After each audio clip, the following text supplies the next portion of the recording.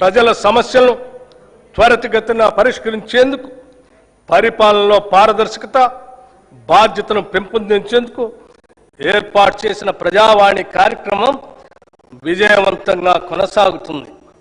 హైదరాబాద్లో ఉన్న మహాత్మా జ్యోతిబా పూలే ప్రజాభవన్లో ప్రజల వినతులను నేరుగా సమర్పించే అవకాశాన్ని కల్పించాం.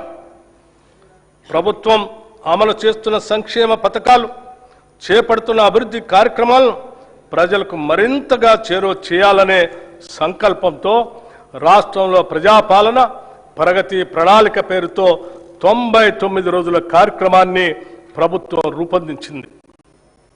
ఈ కార్యక్రమం 2026 మార్చి 6 నుంచి జూన్ 12 వరకు సాగుతుంది. గ్రామ, మండల, నియోజకవర్గ, జిల్లా మరియు రాష్ట్ర స్థాయిల వరకు పరిశుభ్రత, ఫైళ్ల క్లియరెన్స్, ఆరోగ్యం, రోడ్డు సేఫ్టీ, సంక్షేమం, పిల్లల భద్రత, డ్రగ్స్ కు నో, రైతు సంక్షేమం, వ్యవసాయం, విద్య, యువత, క్రీడలు, మహిళలు, పర్యావరణం వంటి 10 అంశాలతో కూడిన ఈ కార్యక్రమాన్ని ప్రజాప్రతినిధులు, జిల్లా అధికారులు, స్వయం సహాయక సంఘాల మహిళలు మరియు పౌర సమాజ సంస్థల భాగస్వామ్యంతో అమలు చేస్తున్నాం. గత ప్రభుత్వం అట్టహాసంగా తెచ్చిన ధరణితో రైతులు అలివికాని కష్టాలు ఎదుర్కొన్నారు. ఈ భూ సమస్యలకు శాశ్వత పరిష్కారం కోసం ప్రభుత్వం తెలంగాణ భూభారతి చట్టం 2025ను అమలు చేసింది. ఈ చట్టం ద్వారా ప్రత్యేకమైన భూమి గుర్తింపు వ్యవస్థతో పాటు ఆర్టిఫిషియల్ ఇంటెలిజెన్స్ ఆధారిత భూమిత్ర చాట్ బాట్ను కూడా ప్రవేశపెట్టింది. గ్రామ స్థాయిలో భూ పరిపాలన బలోపేతం చేయడానికి 5010 గ్రామ పాలనా అధికారులతో సహా 8900 మంది సిబ్బందిని నియమించాం. అదనంగా 5520 లైసెన్స్డ్ సర్వేయర్లు తమ సేవలను అందిస్తున్నారు. ఈ సంవత్సరం 3,76,000 కొత్త పట్టాదారు పాస్బుక్స్ జారీ చేయబడ్డాయి. భూభారతి చట్టం అమలులో భాగంగా రిజిస్ట్రేషన్, రెవెన్యూ, సర్వే సేవలను ఒకే వేదికపై తీసుకొని వచ్చాం. దీంతో రైతుల సమస్యలకు త్వరిత పరిష్కారం అందించే అవకాశం కలిగింది. పార్లమెంట్, అసెంబ్లీ, నియోజకవర్గాల పునర్విభజన, పంచాయతీలు, పట్టణ స్థానిక సంస్థల ఏర్పాట్లు, రిజర్వేషన్ల అమలు వంటి ప్రజాస్వామ్య ప్రక్రియలకు మూలాధారమైన జనగణనను డిజిటల్ విధానంలో నిర్వహించేందుకు ఏర్పాట్లు ముమ్మరంగా సాగుతున్నాయి. తెలంగాణ రాష్ట్రం ఏర్పడిన తర్వాత జరుగుతున్న మొట్టమొదటి జనగణన ఇది. దీనిలో స్వీయ నమోదు, సెల్ఫ్ ఎన్యూమరేషన్ విధానం, కులగణన అంశం ఉన్నాయి. మొదటి దశ జనగణన 2026 మే 11 నుండి జూన్ 9 వరకు నిర్వహించబడుతుంది. సెల్ఫ్ ఎన్యూమరేషన్ ప్రక్రియ 2026 ఏప్రిల్ 26 నుండి మే 10 వరకు కొనసాగుతుంది. రెండవ దశ దేశవ్యాప్తంగా 2027 ఫిబ్రవరి 9 నుండి ఫిబ్రవరి 28 వరకు నిర్వహిస్తారు. తదుపరి మార్చి 1, 2027 తేదీని రిఫరెన్స్ డేట్గా తీసుకుంటారు. ప్రజల ఆకాంక్షలను దృష్టిలో ఉంచుకొని ఈ ప్రజా ప్రభుత్వం అభయహస్తం పేరుతో ప్రజాహిత పథకాలను అమలు పరుస్తుంది.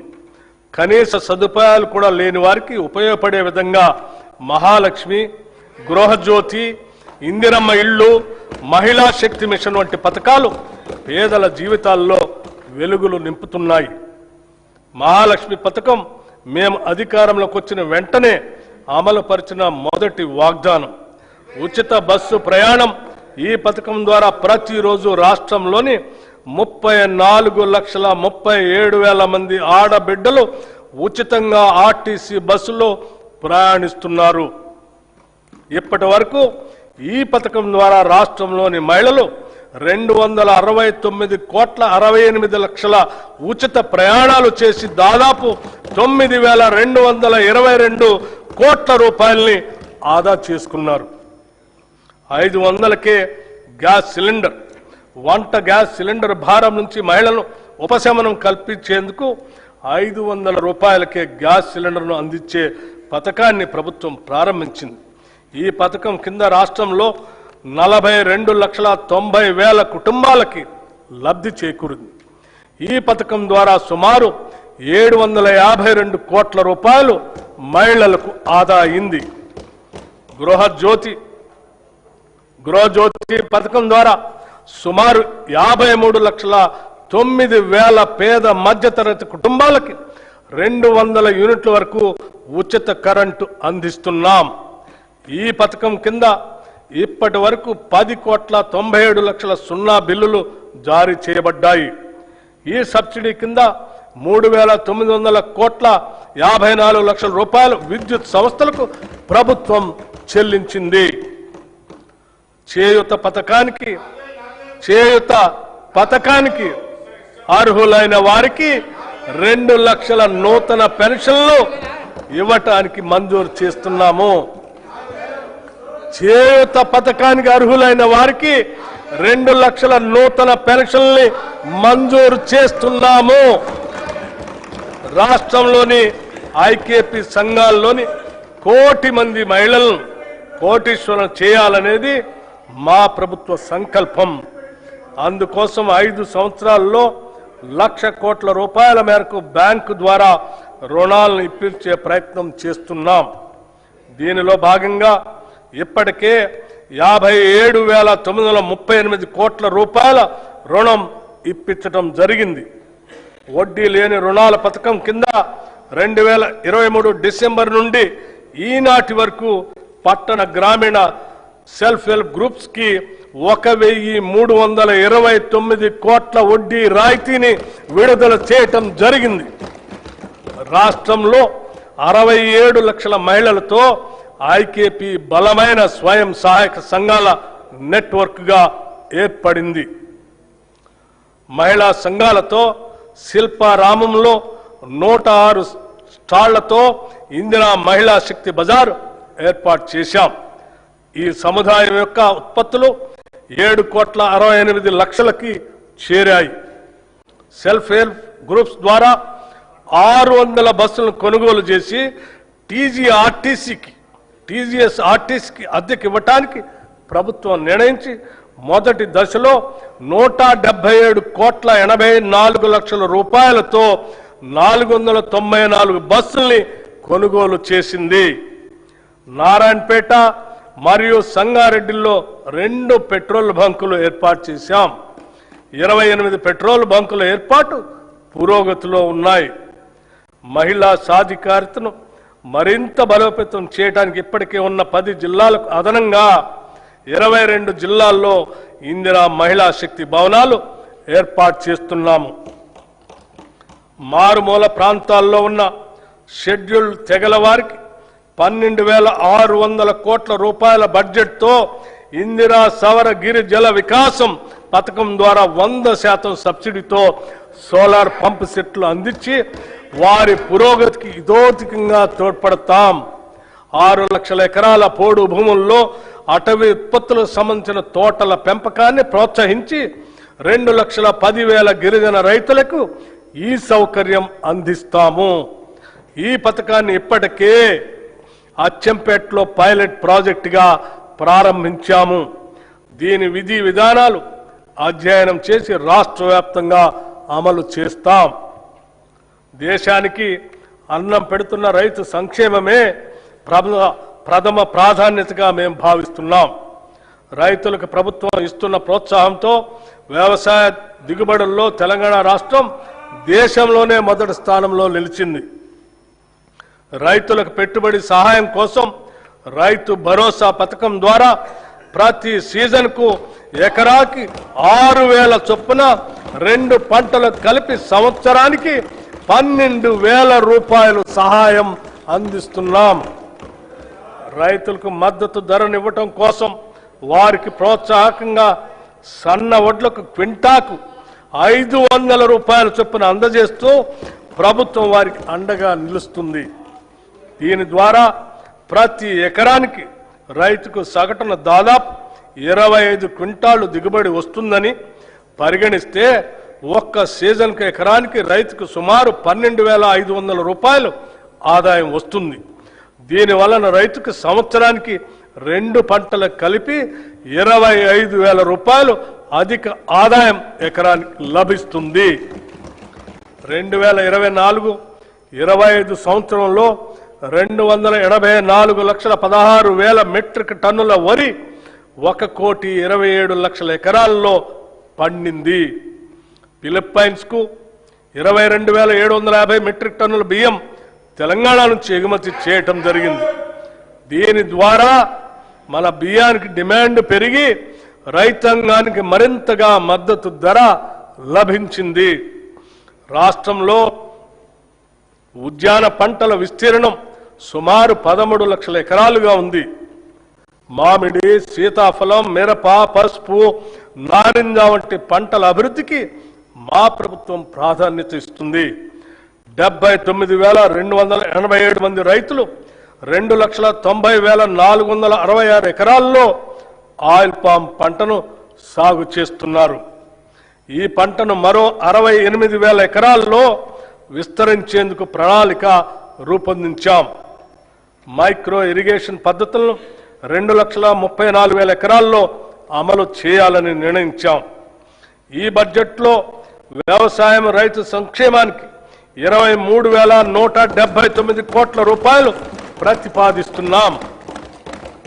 రాష్ట్రంలోని 3,38,00,000 లబ్ధిదారులకి పబ్లిక్ డిస్ట్రిబ్యూషన్ సిస్టమ్ కింద అన్ని రేషన్ షాపుల ద్వారా 6 కిలోల సన్న బియ్యం అందించబడుతుంది. దీని ద్వారా ఆహార భద్రత కల్పించడంతో పాటు ప్రజలకు నాణ్యమైన పౌష్టికాహారాన్ని ప్రభుత్వం అందించగలుగుతుంది.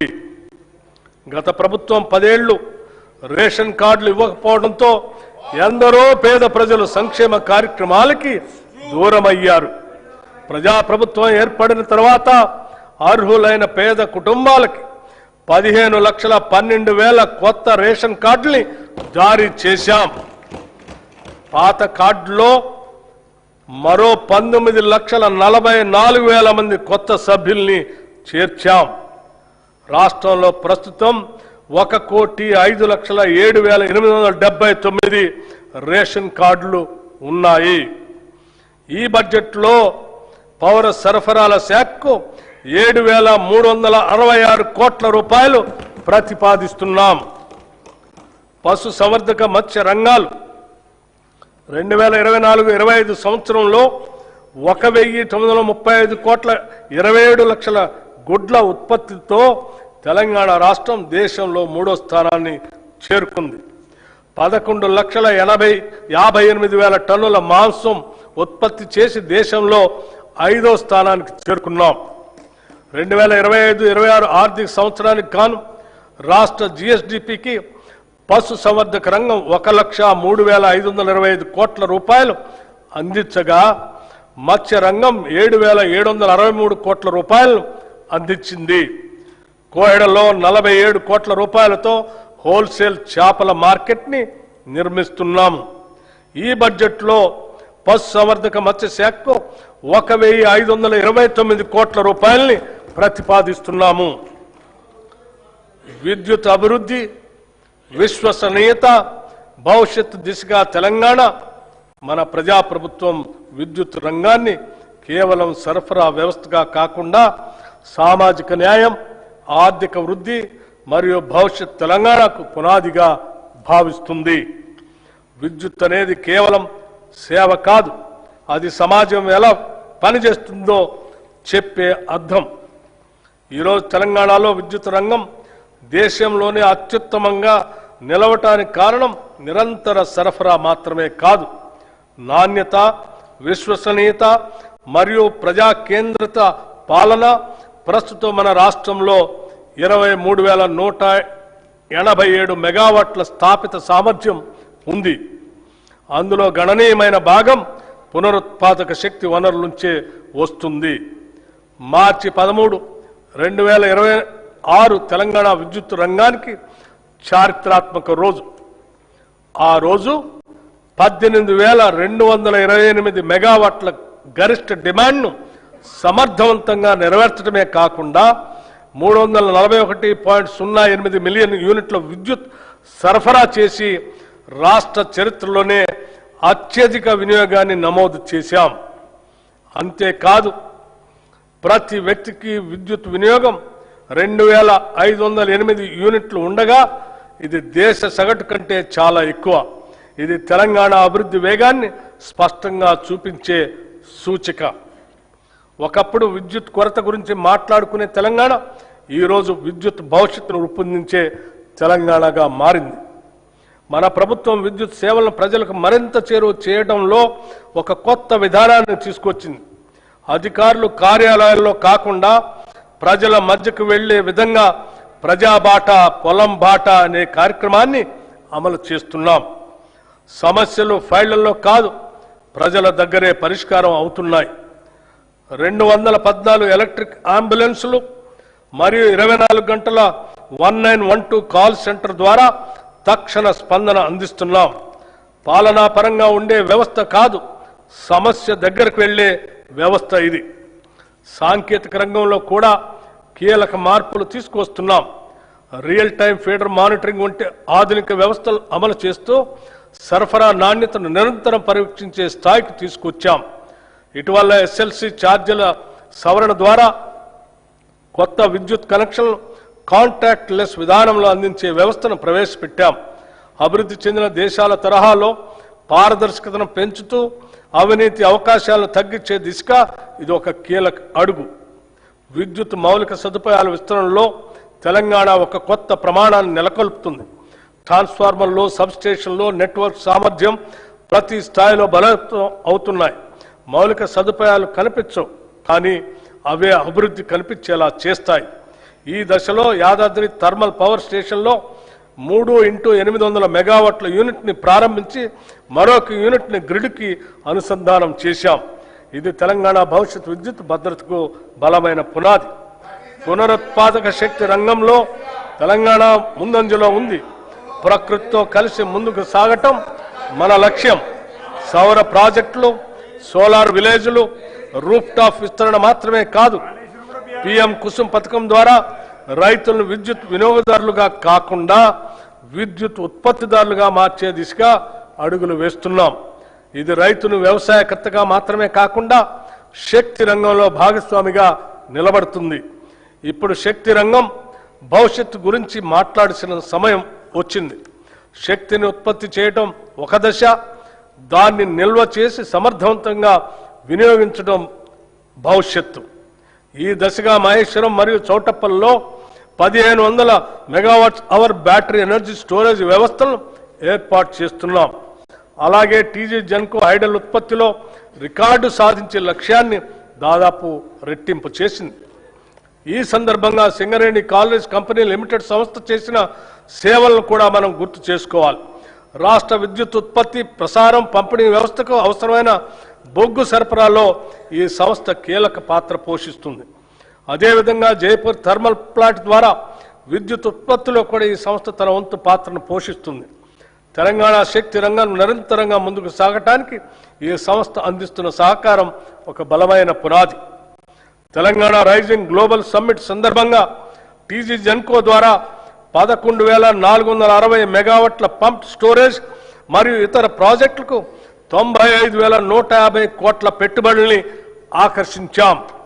అదే సమయంలో రెడ్కో ద్వారా 1,23,350 కోట్ల పెట్టుబడులతో 12 ఒప్పందాలు కుదుర్చుకొని రాష్ట్రాన్ని గ్రీన్ ఎనర్జీ కేంద్రంగా తీర్చిదిద్దే దిశగా అడుగులు వేస్తున్నాం. ఇవి కేవలం పెట్టుబడులే కాదు, భవిష్యత్ తెలంగాణ శక్తి నిర్మాణానికి పునాదులు. పట్టణాభివృద్ధిలో కూడా తెలంగాణ కీలక పాత్ర పోషిస్తుంది. హైదరాబాద్ భూగర్భ కేబులింగ్ పనులు చేపడుతూ నగరాన్ని మరింత సురక్షితంగా, ఆధునికంగా మార్చుతున్నాం. రాష్ట్రంలో ఇప్పటికే 1036 ఎలక్ట్రిక్ వాహన్ ఛార్జింగ్ స్టేషన్లు ఏర్పాటు చేసి పర్యావరణ రహిత రవాణా వైపు తెలంగాణ వేగంగా ముందుకు పోతుంది. తెలంగాణ రైజింగ్ దృష్టిలో భాగంగా క్యూర్ ప్రాంతాల్లో గ్రీన్ మొబిలిటీని మరింత విస్తరించే దిశగా కూడా క్రమబద్ధమైన చర్యలు తీసుకుంటున్నాం. మన ప్రభుత్వం విద్యుత్ రంగాన్ని సామాజిక న్యాయ సాధనంగా కూడా ఉపయోగిస్తుంది. గృహజ్యోతి పథకం ద్వారా 53 లక్షలకు పైగా కుటుంబాలు లబ్ధి పొందుతున్నాయి. దీనికి భారీగా బడ్జెట్ మద్దతు అందిస్తూ డిస్కమ్లకు ప్రభుత్వం ప్రజల తరపున భారం భరిస్తుంది. విద్యా సంస్థలకు ఉచిత విద్యుత్, వ్యవసాయ సబ్సిడీ ఇవన్నీ కలిపి ఒక స్పష్టమైన సందేశం ఇస్తున్నాయి. రైతుకి ఇచ్చే విద్యుత్ ఖర్చు కాదు, ఇది భవిష్యత్తుకు పెట్టుబడి. రైతు డిస్కమ్ ఏర్పాటు ద్వారా వ్యవసాయానికి మరింత కేంద్రీకృత మరియు నాణ్యమైన సేవలు అందించే దిశగా ముందుకు సాగుతున్నాం. చీకటి పోవటం అంటే కేవలం వెలుగు రావటం కాదు, ప్రజల్లో నమ్మకం పెరగటం మన లక్ష్యం స్పష్టంగా ఉంది. ప్రతి ఇంటికి విద్యుత్, ప్రతి రైతుకి భరోసా, ప్రతి పరిశ్రమకు శక్తి, ప్రతి పౌరునికి నాణ్యమైన సేవ. విద్యుత్ సరఫరా చేయటం మన బాధ్యత. భవిష్యత్ తెలంగాణను శక్తివంతం చేయటం మన సంకల్పం. ఈ బడ్జెట్లో విద్యుత్ శాఖకు 21,285 కోట్ల రూపాయలు ప్రతిపాదిస్తున్నాం. మహాత్మా జ్యోతిరావు పూలే గారు చెప్పినట్లు చదువు లేకపోతే జ్ఞానం రాదు, జ్ఞానం లేకపోతే నైతిక విలువలు ఉండవు, నైతిక విలువలు లేకపోతే అభివృద్ధి సాధ్యం కాదు. సమాజంలోని అట్టడుగు వర్గాలకు చదువు ఒక్కటే ఉంటే ఇవన్నీ లభిస్తాయి. నిజమైన విద్య సాధికారతనిస్తుంది. యంగ్ ఇండియా ఇంటిగ్రేటెడ్ రెసిడెన్షియల్ పాఠశాల ఏ దేశ భవిష్యత్తు అయినా విద్యతోనే నిర్మితమవుతుంది. ఈ సత్యాన్ని గుర్తించిన ప్రభుత్వం విద్యారంగంలో చారిత్రాత్మక మార్పులు తీసుకొచ్చే దిశగా అడుగులు వేస్తుంది. నాణ్యమైన నైపుణ్యం కలిగిన విద్యను అందించాలనే సంకల్పంతో అన్ని అసెంబ్లీ నియోజకవర్గాల్లో యంగ్ ఇండియా ఇంటిగ్రేటెడ్ రెసిడెన్షియల్ పాఠశాలని మంజూరు చేయాలని నిర్ణయించాం.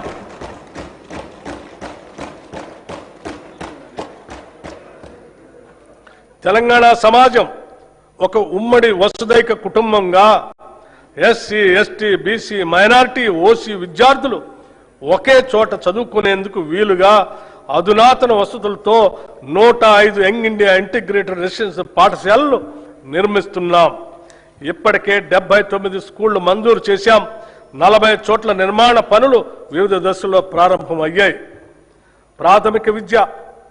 ప్రాథమిక విద్యను బలోపేతం చేయడానికి 33 జిల్లాల్లో 1,362 ప్రీ ప్రైమరీ విభాగాలను పైలట్ ప్రాజెక్టుగా ప్రారంభించాం.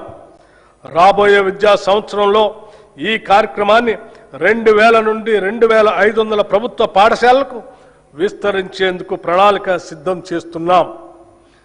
బాలికల విద్యను ప్రోత్సహించేందుకు 2025-26 విద్యా సంవత్సరంలో 93 కస్తూర్బా గాంధీ బాలిక విద్యాలయాలను young India institutes of excellence గా ప్రకటించి 120 KGBL ఇంటర్మీడియట్ స్థాయికి పెంచాం. తెలంగాణ పబ్లిక్ స్కూల్స్ ఎంపిక చేసిన ప్రస్తుత ప్రభుత్వ పాఠశాలను ఆధునిక మౌలిక సదుపాయాలు, శిక్షణ పొందిన ఉపాధ్యాయులు, డిజిటల్ సదుపాయాలు, ప్రత్యేక రవాణా వ్యవస్థలతో అన్ని వనరులతో కూడిన క్యాంపస్ గా అభివృద్ధి చేయాలని ప్రతిపాదించాం. ప్రీ ప్రైమరీ నుండి 12వ తరగతి వరకు 1,500 మంది విద్యార్థులకు విద్య అందించబడుతుంది తెలంగాణ పబ్లిక్ స్కూల్స్ లో. అధ్యక్ష, విద్యార్థులకు పౌష్టికాహారం మానవ మనుగడకు అంతిమ లక్ష్యం మేధస్సును పెంపొందించుకోవటమే. ఈ కార్యక్రమాల ద్వారా తెలంగాణ ప్రభుత్వం ప్రతి బిడ్డ, ప్రతి బాలిక, ప్రతి విద్యార్థి కలలకు జీవం పోస్తుంది. తెలంగాణ విద్యార్థులు ఎదిగితే తెలంగాణ రాష్ట్రమే దేదీప్యమానంగా ఎదుగుతుంది. ఈ ఉద్దేశాన్ని సాధించడం కోసం మా ప్రభుత్వం విద్యార్థుల పోషణ, విద్యా ఫలితాలను మెరుగుపరచడానికి వీలుగా 2 నూతన పథకాలు ఈ బడ్జెట్లో ప్రవేశపెడుతున్నాం. విద్యార్థులకి బ్రేక్ఫాస్ట్ పథకం 2026-27 విద్యా సంవత్సరం నుంచి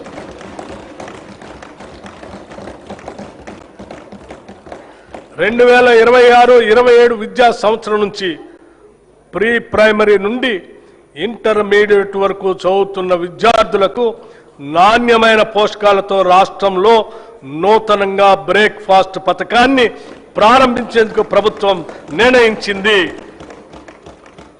ఈ బ్రేక్ఫాస్ట్ లో ప్రతి విద్యార్థికి వారానికి అల్పాహారంతో పాటు 3 రోజులు పాలు మరియు మిగతా 3 రోజులు రాగి జావా అందిస్తాము.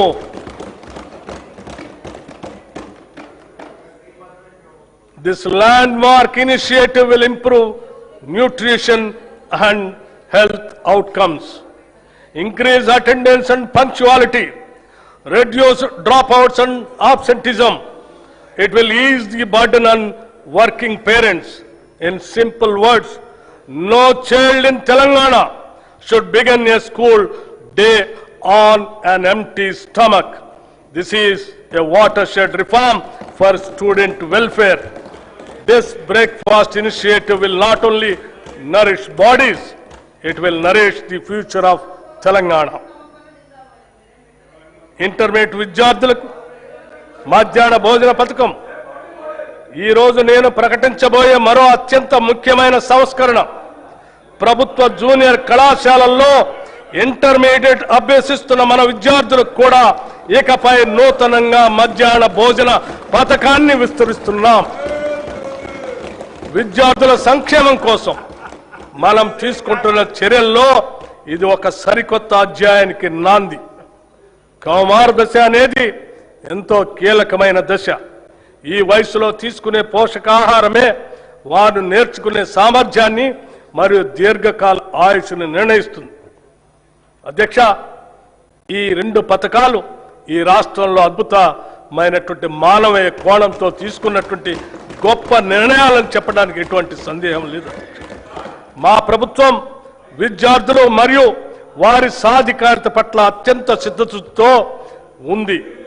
దివ్యాంగ విద్యార్థుల శారీరక వైకల్యం వారి విద్యాభ్యాసానికి మరియు ప్రగతికి ఏమాత్రం అడ్డంకి కాకూడదనే ఉద్దేశంతో అటువంటి వారికి తగిన తోడ్పాటు అందించే లక్ష్యంతో ఇంటర్మీడియట్ విద్య చదువుతున్న దివ్యాంగ విద్యార్థులకి రెట్రో ఫిట్టెడ్ మోటరైజ్డ్ వాహనాల్ని పంపిణీ చేయాలని నిర్ణయించాం. రాష్ట్రంలోని అన్ని వసతి గృహాలు, గురుకుల విద్యా సంస్థల్లోని వంటశాలల అపరిశుభ్రత వలన విద్యార్థులు అనారోగ్యం పాలవుతున్నారు. దీనిని దృష్టిలో ఉంచుకొని ఆ వంటశాలల నిర్వహణలో వస్తున్న ఇబ్బందులను అధిగమించడానికి ఈ బడ్జెట్లో ఆధునీకరించడానికి మా ప్రభుత్వం నిశ్చయించింది. అన్ని వసతి గృహాలు, గురుకుల విద్యా సంస్థల వంటశాలల ఆధునీకరణకు కోట్ల రూపాయల ప్రతిపాదన 100 కోట్ల రూపాయలని ప్రతిపాదించాం.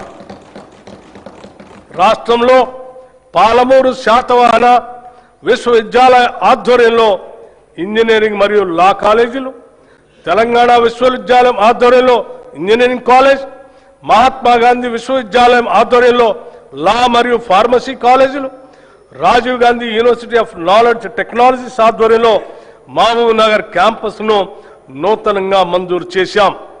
వీటికి అదనంగా ప్రభుత్వ పాలిటెక్నిక్ కాలేజ్ కోస్కీని ప్రభుత్వ ఇంజనీరింగ్ కళాశాలగా అప్గ్రేడ్ చేశాం. స్టేషన్ గన్పూర్, కే సముద్రం, గంగాధర, ధర్మపురి, పాకాల్, కోస్కీ మరియు దేవరకద్రలో కొత్త ప్రభుత్వ డిగ్రీ కళాశాలలు ప్రారంభించాం.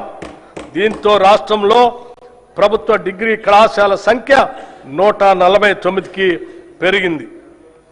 రాష్ట్రంలో ఉన్న 57 పాలిటెక్నిక్ కళాశాలను అడ్వాన్స్డ్ టెక్నాలజీ సెంటర్లుగా ఉన్నతీకరిస్తున్నాం.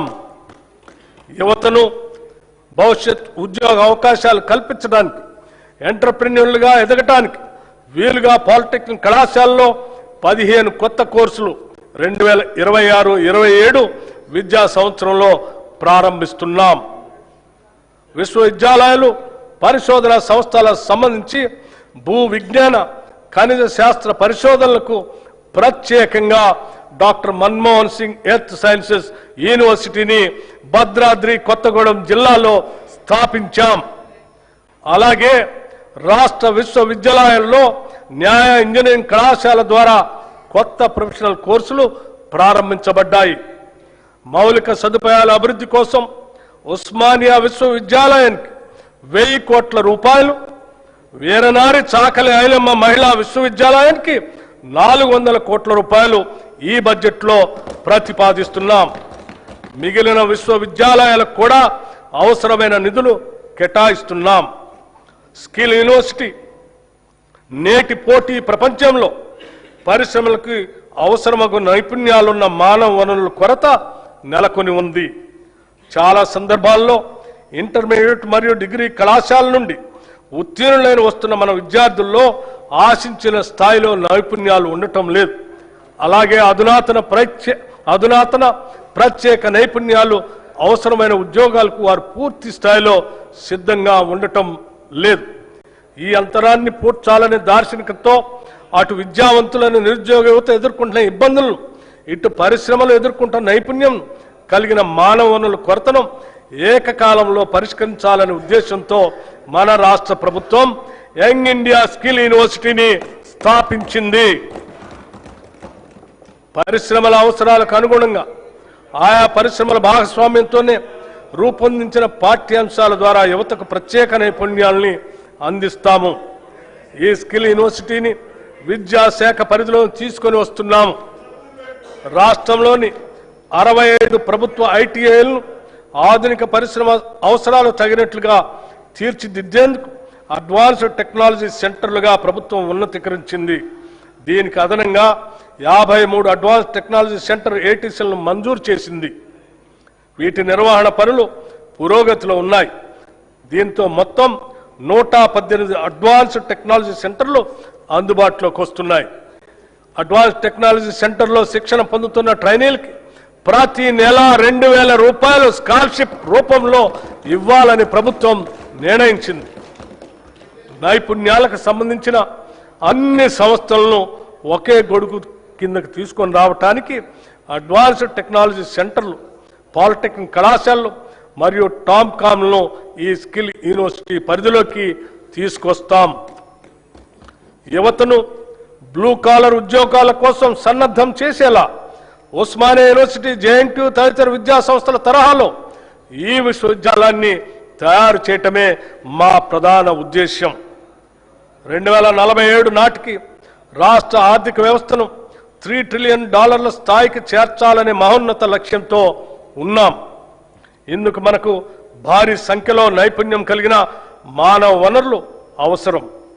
భారతదేశంతో పాటు ప్రపంచవ్యాప్తంగా ఉన్న నైపుణ్య ఆధారిత బ్లూ కాలర్ ఉద్యోగ అవకాశాలు అవసరమైన మానవ వనరులను అందించడంలో తెలంగాణ రాష్ట్రాన్ని యావత్ ప్రపంచానికి ఆదర్శంగా తీర్చిదిద్దాలని మేము భావిస్తున్నాం.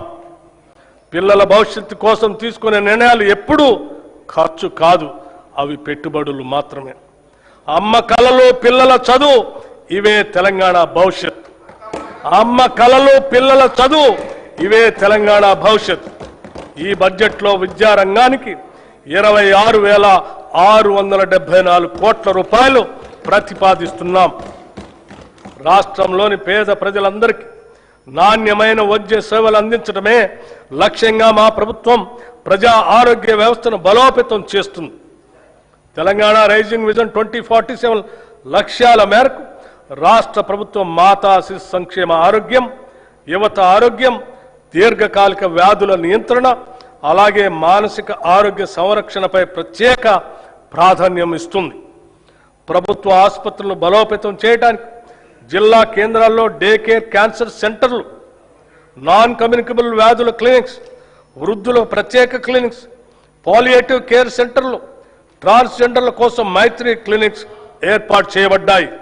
ఇంతకాలం గ్రాంట్ ఇన్ ఎయిడ్ సంస్థగా ఉన్న 12,720 బెడ్స్ సామర్థ్యం కల తెలంగాణ వైద్య విధాన పరిషత్తును పూర్తి స్థాయి ప్రభుత్వ సెకండరీ హెల్త్ కేర్ విభాగంగా చేస్తున్నాం.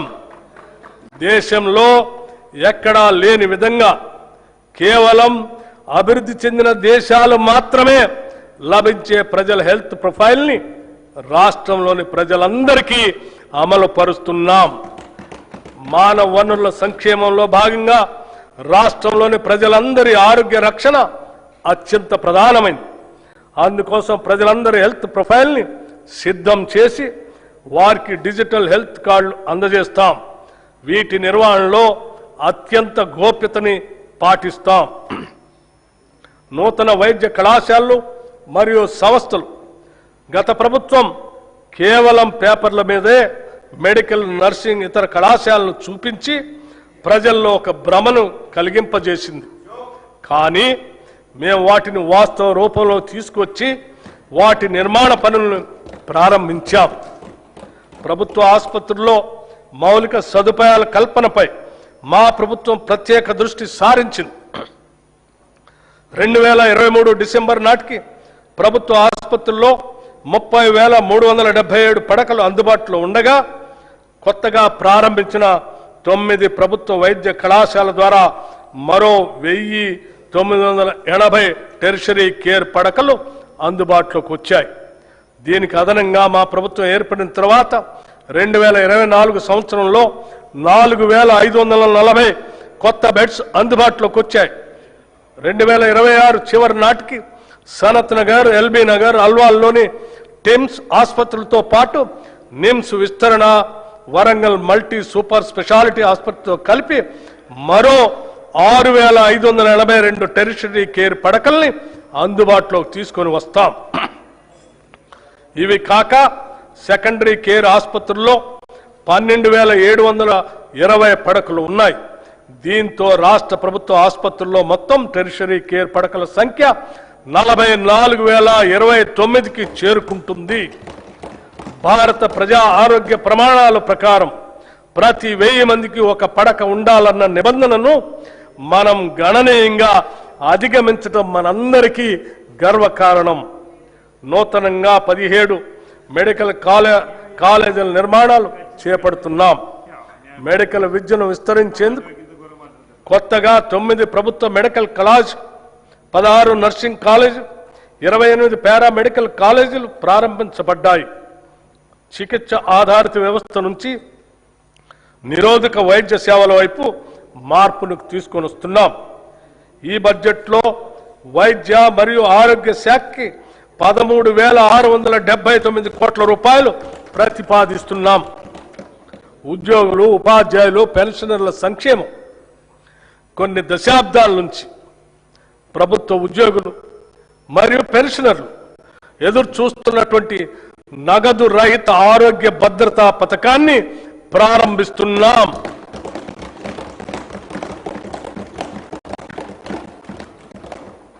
ఈ పథకం ఉద్యోగస్తులు, పెన్షనర్లు, వారిపై ఆధారపడిన కుటుంబ సభ్యులు అందరికీ వర్తిస్తుంది. ఇది ప్రభుత్వ ఉద్యోగస్తులకి, పెన్షనర్లకి ఈ ప్రభుత్వం కల్పిస్తున్న భద్రత మరియు భరోసా. ఈ నగదు రహిత ఆరోగ్య భద్రత పథకాన్ని రాజీవ్ ఆరోగ్యశ్రీ ట్రస్ట్ ద్వారా అమలు చేస్తాం. ప్రభుత్వ ఆసుపత్రులతో పాటు 421 ఎంపానెల్ ప్రైవేట్ ఆసుపత్రుల్లో 1,998 వ్యాధులకు ఈ పథకం ద్వారా చికిత్సను పొందవచ్చు. ప్రతి ఉద్యోగికి డిజిటల్ హెల్త్ కార్డు అందిస్తాం.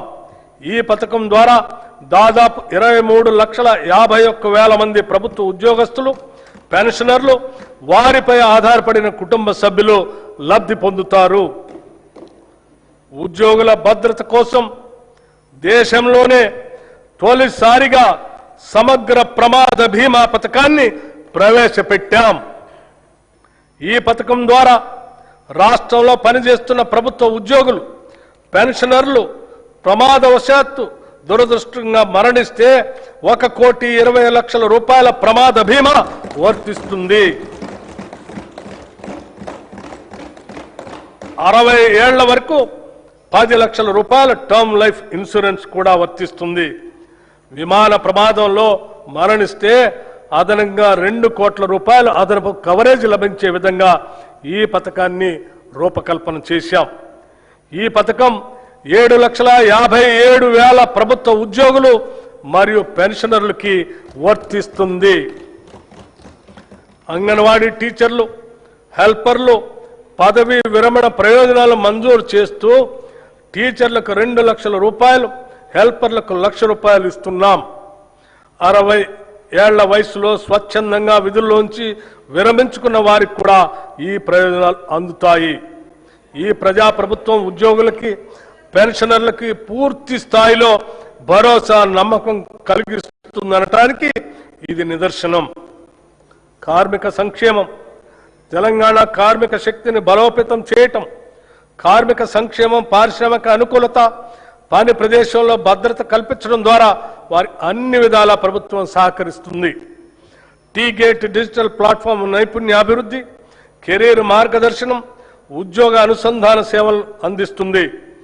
భవన నిర్మాణ కార్మిక సంక్షేమ బోర్డుల్లో 1,03,000 మంది కార్మికులను నమోదు చేసి 55,594 మంది లబ్ధిదారులకి 276.78 కోట్ల రూపాయలు పంపిణీ చేశాం. సీఎం ఓవర్సీస్ ఎంప్లాయ్మెంట్ ప్రోగ్రాం రాష్ట్ర యువతకి సురక్షితమైన విదేశీ ఉపాధి అవకాశాలు కల్పించేందుకు వీలుగా ఏర్పాటు చేసిన Telangana overseas manpower company limited ద్వారా UAE, Germany, Japan, UK, Canada వంటి 16 దేశాల్లో సుమారు 13,930 మంది యువతకు ఉద్యోగ అవకాశాలు కల్పించింది. ఈ కార్యక్రమాన్ని మరింత సమర్థవంతంగా నిర్వహించేందుకు వీలుగా సీఎం ఓవర్సీస్ ఎంప్లాయ్మెంట్ ప్రోగ్రాంని ప్రారంభిస్తున్నాం. రాష్ట్ర యువతకి వివిధ రంగాల్లో తగిన నైపుణ్య శిక్షణను మరియు వారికి ఉపాధి లభించిన ఆయా దేశాలకు సంబంధించిన భాషా జ్ఞానంలో శిక్షణ ఇప్పించడం, వారికి వీసా మార్గదర్శకత మరియు విదేశ ప్రయాణానికి కావలసిన రక్షణను ఇచ్చి విదేశాలలో ఆరోగ్య సేవలు, హాస్పిటాలిటీ, నిర్మాణ పనులు, లాజిస్టిక్స్ వంటి రంగాలలో ఉద్యోగ అవకాశాలు కల్పించడం ఈ సంస్థ ఉద్దేశ్యం. ఈ బడ్జెట్లో కార్మిక సంక్షేమ శాఖకు 998 కోట్ల రూపాయలు ప్రతిపాదిస్తున్నాం. మహిళా శిశు సంక్షేమం ఒక దేశం యొక్క పురోగతి అక్కడ మహిళల స్థితి ద్వారా కొలవబడుతుంది అని మహాత్మా గాంధీ గారు చెప్పినట్టు 3 నుండి 6 సంవత్సరాల వయసు గల చిన్నారుల ఉజ్వల భవిష్యత్తు కోసం రాష్ట్ర వ్యాప్తంగా ఉన్న 35,781 అంగన్వాడీ కేంద్రాల ద్వారా ఆధారశిల పాఠ్యాంశాల ద్వారా సుమారు 4 లక్షల మంది చిన్నారులకి అత్యుత్తమ ప్రీ ప్రైమరీ విద్యను ఉచితంగా అందించడంతో పాటు 2 జతల యూనిఫామ్లు అందిస్తున్నాం. బాల భరోసా పథకం ద్వారా అప్పుడే పుట్టిన బిడ్డ నుంచి 5 ఏళ్ల లోపు వయసున్న చిన్నారులలో పుట్టుకతో వచ్చే శారీరక మానసిక వైకల్యాలను లేదా ఎదుగుదలలో ఉండే లోపాలను తొలి దశలోనే గుర్తించడం ద్వారా వారికి అవసరమైన వైద్య చికిత్సలు అందించి భవిష్యత్తులో అవి శాశ్వత వైకల్యాలుగా మారకుండా నివారించి వారి తల్లిదండ్రులకి కొన్నంత భరోసాని ఇస్తుంది. దివ్యాంగుల మధ్య జరిగే వివాహాన్ని ప్రోత్సహిస్తూ తమ వైవాహిక జీవితాన్ని సంతోషంగా ప్రారంభించేందుకు వీలుగా 2 లక్షల నగదును మన ప్రభుత్వం కానుకగా అందిస్తుంది. స్టేట్ న్యూట్రిషన్ మిషన్ ద్వారా మన పట్టణాల్లోని పేదలకు అదనపు పౌష్టికాహారాన్ని అందించే లక్ష్యంతో ఈ ఏడాది కొత్తగా 274 మొబైల్ అంగన్వాడీ కేంద్రాలను ఏర్పాటు చేయబోతున్నాం. పాలనా పథకం ద్వారా పనిచేసే మహిళల పిల్లల కోసం రాష్ట్ర వ్యాప్తంగా 500 అంగన్వాడీ కమ్ క్రష్ సెంటర్లు ప్రారంభిస్తున్నాం. ఈ కేంద్రాల ద్వారా పిల్లలకు పౌష్టికాహారంతో పాటు డే కేర్ సేవలు అందించి వారిని జాగ్రత్తగా చూసుకోవటం జరుగుతుంది. రాష్ట్రంలోనే మొట్టమొదటిసారిగా వృద్ధుల సంక్షేమం కోసం 37 ప్రణామ్ డే కేర్ సెంటర్ని మంజూరు చేశాం. ఈ బడ్జెట్లో మహిళా శిశు సంక్షేమానికి 3,143 కోట్ల రూపాయలు ప్రతిపాదిస్తున్నాం. షెడ్యూల్డ్ కులాలు, తెగల సంక్షేమం డాక్టర్ బిఆర్ అంబేద్కర్ గారు చెప్పినట్లు రాజకీయ ప్రజాస్వామ్యం సామాజిక ప్రజాస్వామ్యంగా మారనంత కాలం స్వాతంత్రానికి అర్థం లేదు. అంతరాలు లేని సమాజం కోసం మా ప్రభుత్వం నిరంతరం కృషి చేస్తుంది. షెడ్యూల్డ్ కులాలు, షెడ్యూల్డ్ తెగలకు సామాజిక న్యాయం చేయాలనేది మా ప్రభుత్వం ముఖ్య ఉద్దేశం. వసతి పాఠశాలలు, నైపుణ్యాభివృద్ధి కార్యక్రమాల ద్వారా షెడ్యూల్డ్ కులాలు, షెడ్యూల్డ్ తెగలకు ఉద్యోగ అవకాశాలు కల్పించడానికి కృషి చేస్తున్నాం. 368 కోట్ల 27 లక్షల రూపాయల అంచనా వ్యయంతో 910 ఎస్సీ కమ్యూనిటీ హాళ్లు, అంబేద్కర్ భవనాలు, విగ్రహాలు మంజూరు చేశాం. ఎస్సీ ఎస్టీ సప్లాన్ చట్టం అమలును సంపూర్ణంగా అమలు చేయడానికి మా ప్రభుత్వం కృతనిశ్చయంతో ఉంది.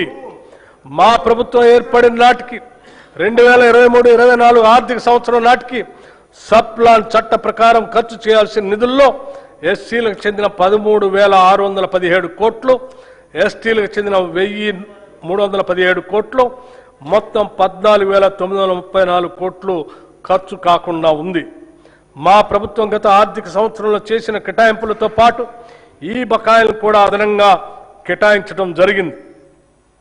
2024-25 ఆర్థిక సంవత్సరానికి ఈ క్యారీ ఫార్వర్డ్ చేయవలసిన నిధులు ఎస్సీలకు 7,757 కోట్లు మరియు ఎస్టీలకి 1,754 కోట్లు ఖర్చు చేయవలసి ఉంది. వాటిని మేము 2026-27 ఆర్థిక సంవత్సరంలో కేటాయించాల్సిన మొత్తానికి అదనంగా 2024-25 ఆర్థిక సంవత్సరానికి చెందిన బకాయిలు కూడా కేటాయిస్తున్నాం. హైదరాబాద్ లోయర్ ట్యాంక్ బండ్ వద్ద కొత్తగా doctor BR Ambedkar knowledge tower ని నిర్మిస్తున్నాం. అదేవిధంగా నింబోలి అడ్డా కాచిగూడలో బాబు జగజీవన్ రామ్ పేరుతో నూతన వసతి గృహాన్ని నిర్మిస్తాం. గిరిజనాభివృద్ధి సమాజ అభివృద్ధి అంటే కేవలం పట్టణాభివృద్ధి కాదు. అడవుల్లో నివసించే గిరిజనులు కూడా సమానంగా అభివృద్ధి చెందాలి. గిరిజన అభివృద్ధి కోసం మా ప్రభుత్వం కట్టుబడి ఉంది. ములుగు జిల్లాలో Sammakka Saralamma central tribal university స్థాపన, వివిధ గిరిజన వర్గాల అభ్యున్నతి కోసం 3 ప్రత్యేక కార్పొరేషన్ల ఏర్పాటు, జీసీసీ గిరి బ్రాండ్ ఉత్పత్తుల ప్రోత్సాహం, గిరిజన గ్రామాల్లో ఆదివాసీ సేవా కేంద్రాల ఏర్పాటుకు ప్రణాళికలు సిద్ధం చేస్తున్నాం. గిరిజనులు సేకరించే అటవీ ఉత్పత్తులకు న్యాయమైన ధరలు కల్పించడం ద్వారా తెలంగాణ గిరిజన సహకార సంస్థ వారి జీవనోపాధి అవకాశాలని మెరుగుపరుస్తుంది. ఈ బడ్జెట్లో షెడ్యూల్డ్ కులాల సంక్షేమానికి 11,784 కోట్ల రూపాయలు, షెడ్యూల్ తెగల సంక్షేమానికి 7,937 కోట్ల రూపాయలు ప్రతిపాదిస్తున్నాం. వెనుకబడిన తరగతుల సంక్షేమం రాష్ట్ర జనాభాలో సుమారు 50% వెనుకబడిన తరగతుల వారు బీసీలు ఉన్నారు. రాష్ట్ర అభివృద్ధిలో వారి కీలక పాత్రను గుర్తించిన ప్రభుత్వం విద్య, నైపుణ్యాభివృద్ధి, పారిశ్రామిక సాధికారిత, గ్లోబల్ అవకాశాలు, సాంప్రదాయ వృత్తుల రక్షణకు గౌరవం కల్పిస్తూ భద్రతతో కూడిన జీవనాన్ని అందిస్తుంది. ఈ బడ్జెట్లో వెనుకబడిన తరగతుల సంక్షేమానికి 12,511 కోట్ల రూపాయల్ని ప్రతిపాదిస్తున్నాం. సమాజంలోని అన్ని వర్గాలతో పాటు ముఖ్యమైన భాగంగా ఉన్న మైనార్టీల సమగ్ర అభ్యుదయం, సమాన అభివృద్ధికి తెలంగాణ ప్రభుత్వం కట్టుబడి ఉంది. మైనార్టీ మహిళల ఆర్థిక స్వావలంబన అనేది మరొక ప్రధానమైన అంశం. పేద మైనార్టీ మహిళలకు జీవనోపాధిని కల్పించి వారు ఆర్థిక స్వాతంత్రాన్ని సాధించడానికి వీలు కల్పించేందుకు గాను 10,000 కుట్టు మిషన్ల ప్రభుత్వం పంపిణీ చేసింది. అంతేకాకుండా మైనార్టీ యువతకు సాధికారత కల్పించి ఉపాధి సామర్థ్యాన్ని మెరుగుపరచడానికి ఉత్తమ ఉపాధి అవకాశాలు పెంపొందించుకు వీలుగా 4,655 మంది మైనార్టీ యువతకు నైపుణ్యాభివృద్ధి శిక్షణను అందించడమైనది. ఈ బడ్జెట్లో మైనార్టీ సంక్షేమానికి 3,769 కోట్ల రూపాయలు ప్రతిపాదిస్తున్నాం. రాజీవ్ యువ వికాసం SC, ST, BC, minority, OC వర్గాలకు చెందిన యువతను ఆర్థిక సహాయం అందించే లక్ష్యంతో తెలంగాణ ప్రభుత్వం రాజీవ్ యువ వికాస పథకం అనే ప్రతిష్టాత్మక కార్యక్రమాన్ని ప్రవేశపెట్టింది. వారిలో ఆర్థిక స్వయం సమృద్ధిని, వ్యవస్థాపక సామర్థ్యాలను పెంపొందించడానికి సంబంధిత కార్పొరేషన్ల ద్వారా ఈ పథకం అమలు చేయబడుతుంది. ఈ పథకం అమలుకు 6,000 కోట్ల రూపాయలు ఈ బడ్జెట్లో ప్రతిపాదించాం. గృహ నిర్మాణ శాఖ ప్రతి కుటుంబానికి సొంత ఇల్లు ఉండటం వారి ఆత్మ గౌరవానికి చిహ్నం. దీనిని గుర్తించి ప్రభుత్వం ఇందిరమ్మ ఇళ్ళు అనే పవిత్రమైన ఒక బృహత్తర కార్యక్రమాన్ని ప్రారంభించింది. దీనికోసం పేద కుటుంబాలకు వారి సొంత స్థలాల్లో ఇళ్ల నిర్మాణం కోసం లబ్ధిదారులకి ఒక్కొక్క ఇంటికి 5 లక్షల రూపాయలు ఆర్థిక సహాయం అందిస్తున్నాము. ఈ పథకం కింద ప్రభుత్వం 4,50,000 ఇళ్లను మంజూరు చేసింది. ప్రతి అసెంబ్లీ నియోజకవర్గంలో అర్హత కలిగిన అన్ని వర్గాల వారికి ఈ ఇళ్లు కేటాయించబడతాయి.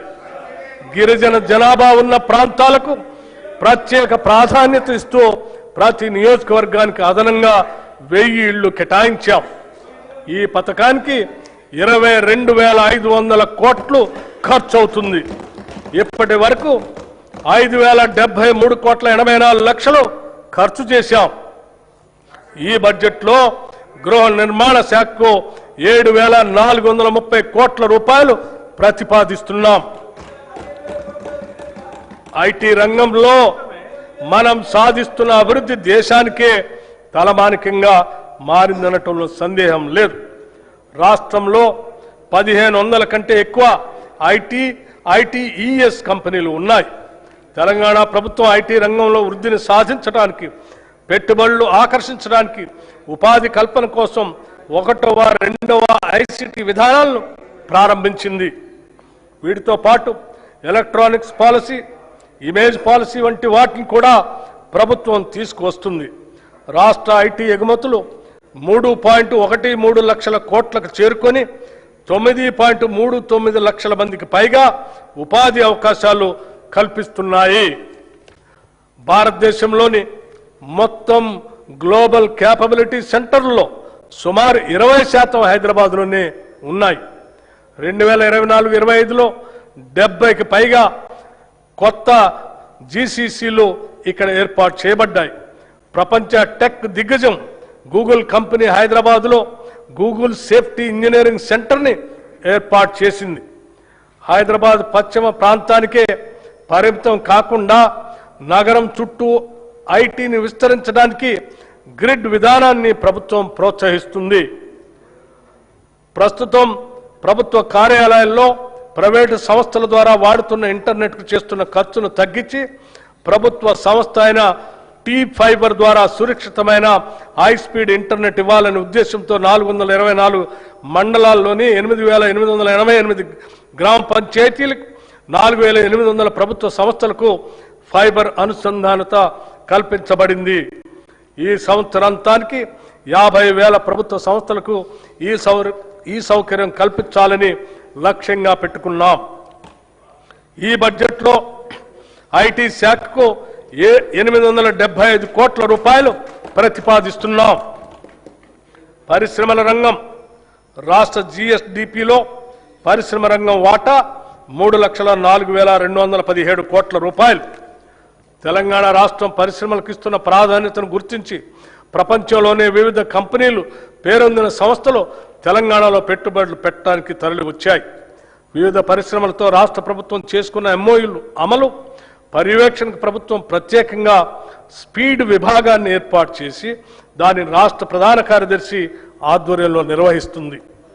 Rising and accelerating MSME performance ద్వారా రాష్ట్రంలో 140 మహిళా సంఘాల ఆధ్వర్యంలోని వ్యాపారాలను వేగవంతం చేయడానికి ప్రత్యేక కార్యక్రమం చేపట్టింది. 33 జిల్లాల్లో మారుమూలన ఉన్న మహిళలను కూడా చేరుకునేటట్లుగా ప్రీ ఇంక్యుబేషన్ కార్యక్రమం చేపట్టాం. దివ్యాంగులు, ట్రాన్స్జెండర్లు, మైనారిటీలు, ఆదివాసీలు వంటి వర్గాలకు చెందిన మహిళా వ్యాపారులకు ప్రత్యేకంగా ఇంక్యుబేషన్ గ్రౌండ్ స్థాయి ఎంఎస్ఎంఈలకు ప్రాధాన్యత ఇస్తున్నాం. తెలంగాణ పశ్చిమ ప్రాంతం ముఖ్యంగా కొడంగల్ పరిసర ప్రాంతంలో రాబోయే సంవత్సరాల్లో ప్రధాన పారిశ్రామిక కేంద్రంగా అభివృద్ధి చెందనుంది. ఈ నేపథ్యంలో రాబోయే రేడియల్ రోడ్ 2 సమీపంలో భారీ పారిశ్రామిక పార్కుల కోసం ప్రభుత్వం భూములను సమీకరించేందుకు ప్రణాళికలు రూపొందించింది. దీనితో పాటు కొడంగల్ మల్టీపర్పస్ ఇండస్ట్రియల్ పార్క్ను కూడా అభివృద్ధి చేస్తాం. కేంద్ర ప్రభుత్వం సహకారంతో జహీరాబాద్ ఇండస్ట్రియల్ స్మార్ట్ సిటీ ప్రాజెక్టును అభివృద్ధి చేస్తున్నాం. ఇది 3,245 ఎకరాల విస్తీర్ణంలో జాతీయ పారిశ్రామిక కారిడార్ అభివృద్ధి కార్యక్రమంలో భాగంగా అమలవుతుంది. మన రాష్ట్రం నుంచి సరుకు ఎగుమతులు 1,61,843 కోట్ల రూపాయలకు చేరి దేశంలో 7వ స్థానంలో ఉంది. ఇందులో ముఖ్యంగా ఏరోస్పేస్ మరియు డిఫెన్స్ రంగాలు కీలక పాత్ర పోషిస్తూ మొత్తం ఎగుమతుల్లో దాదాపు 30% వాటాను కలిగి ఉన్నాయి. ఇంకా ఈజ్ ఆఫ్ డూయింగ్ బిజినెస్ విషయంలో తెలంగాణను కేంద్ర ప్రభుత్వం టాప్ అచీవర్గా గుర్తించడం గర్వకారణం. ఇటీవల హైదరాబాద్లో నిర్వహించిన 23వ బయో ఏషియా అంతర్జాతీయ సదస్సుకు విశేష స్పందన లభించింది. ఈ సదస్సులో 1,700 కోట్ల రూపాయల పెట్టుబడులు పెట్టడానికి పెట్టుబడిదారులు ఆసక్తి వ్యక్తపరిచారు. వి హబ్ ద్వారా రాష్ట్రంలోని 33 జిల్లాల్లో 700కు పైగా మహిళా వ్యాపారవేత్తలకు మద్దతు ఇస్తూ వారి సమగ్ర అభివృద్ధికి దోహదపడుతున్నాం. ఈ బడ్జెట్లో పరిశ్రమల శాఖకు 3,490 కోట్ల రూపాయలు ప్రతిపాదిస్తున్నాం. మన తెలంగాణ రాష్ట్రంలో హ్యాండ్లూమ్ మరియు పవర్లూమ్ రంగాలు దేశంలోనే ప్రత్యేక స్థానాన్ని సంపాదించాయి. పోచంపల్లి, ఇక్కత్, గద్వాల్, నారాయణపేట్, సిద్దిపేట గొల్లభామ చీరలు, వరంగల్ దుప్పట్లు, హ్యాండ్లూమ్ ఉత్పత్తులు మన సంస్కృతి సంప్రదాయ వైభవాన్ని ప్రతిబింబిస్తున్నాయి. కార్యక్రమం ద్వారా కోటి మహిళలకు కోటి చీరలకు ఉచితంగా చీరల పంపిణీ చేస్తున్నాం. 1,70,000 ఇప్పటికే చీరలు అందజేశాం. మిగిలిన చీరలు అతి త్వరలో అందజేయటం జరుగుతుంది. గతంలో మాదిరి కాకుండా రాష్ట్రంలోని ఆడపడుచులు ఈ వస్త్రాల నాణ్యతపై సంతృప్తి వ్యక్తం చేశారు. ఈ బడ్జెట్లో చేనేత రంగానికి 258 కోట్ల రూపాయలు ప్రతిపాదిస్తున్నాం. పంచాయతీరాజ్ మరియు గ్రామీణ అభివృద్ధి, గ్రామాల అభివృద్ధి చెందితేనే రాష్ట్రం అభివృద్ధి చెందుతుంది. అందుకే ఈ బడ్జెట్లో గ్రామాణి ఉపాధిపై ప్రత్యేక దృష్టి సారించాం. పంచాయతీ రోడ్లకి మార్గదర్శ కల్పిస్తున్నాం. 2025 డిసెంబర్లో 12,702 గ్రామ పంచాయతీలకు ఎన్నికలను ప్రశాంతంగా నిర్వహించాం.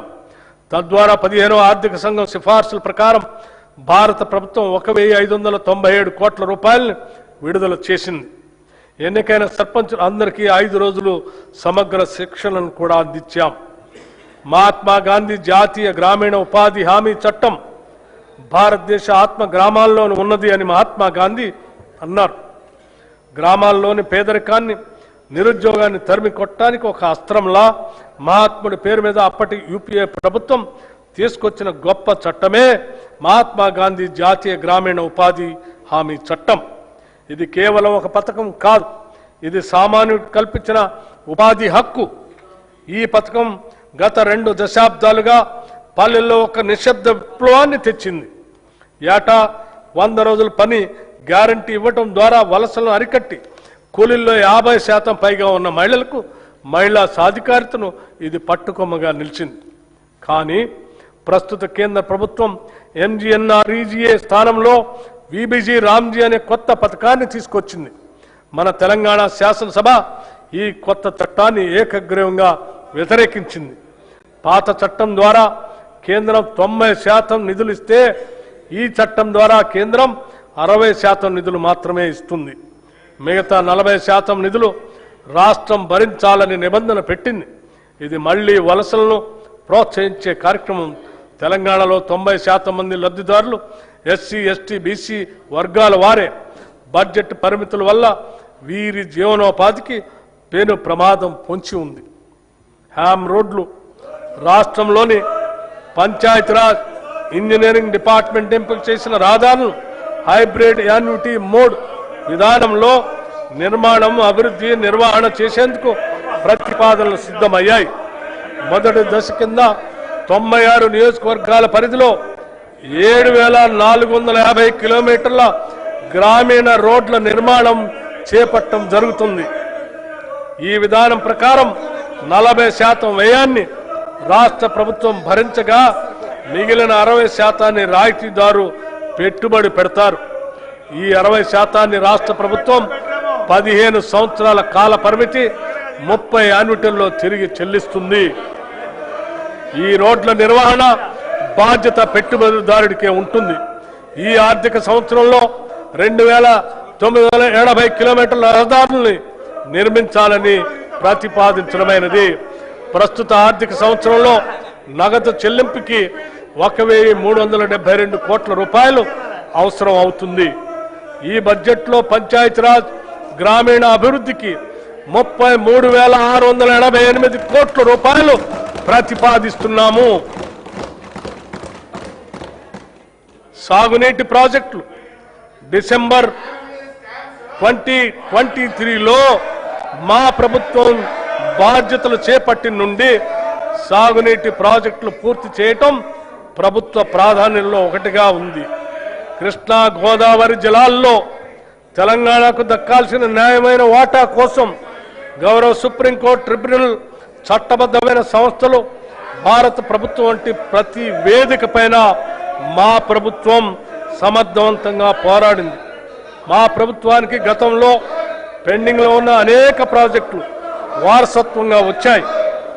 క్యాపబిలిటీ ప్రస్తుతం కొనసాగుతున్న మరియు పెండింగ్లో ఉన్న ప్రాజెక్టులైన పాలమూరు రంగారెడ్డి ఎత్తిపోతల పథకం, మహాత్మా గాంధీ కలవకుర్తి ఎత్తిపోతల పథకం, జవహర్ నెట్టెంపాడు ఎత్తిపోతల పథకం, రాజీవ్ భీమా ఎత్తిపోతల పథకం, మక్తల్ నారాయణపేట కొడంగల్ ఎత్తిపోతల పథకం, ఎలిమినేటి మాధవరెడ్డి శ్రీశైలం ఎడమకట్టు గాలువ ప్రాజెక్ట్, ఉదయ సముద్రం డిండి ఎత్తిపోతల పథకం, మహాత్మా గాంధీ ఎత్తిపోతల పథకం, జాన్పాడు ఎత్తిపోతల పథకం, మోతే ఎత్తిపోతల పథకం, జె చొక్కారావు దేవాదుల ఎత్తిపోతల పథకం, సీతారామ ఎత్తిపోతల పథకం, చిన్న కాళేశ్వరం ఎత్తిపోతల పథకం, Gouravelli project, Errapalem Jawaharlal lift irrigation project, Triveni Sangamam, Pulimadugu వాగు, కొమరం భీము, చిక్మాను వాగు, కేరామేరి మండలంలో అమ్మవారి మడగాస్కర్, లెండిగూడ, జైనూర్, మంటో, రోసి, మల్టా మినీ రిజర్వాయర్